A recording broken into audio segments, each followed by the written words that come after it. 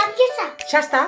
Hola, estamos aquí con José e vamos a facer unha receta de galletas con mel. Verdad, vamos facer galletas con mel das nosas colmeas. Imos dar os ingredientes, verdad, José? Acordaste? Que era? Huevos. Cuántos ovos? Dos. Dous ovos, Azúcar. azúcar, 250 gramos, farinha Farinha. por 250 gramos, Y miel. e mel das nosas colmeas, con anaquillo, verdad?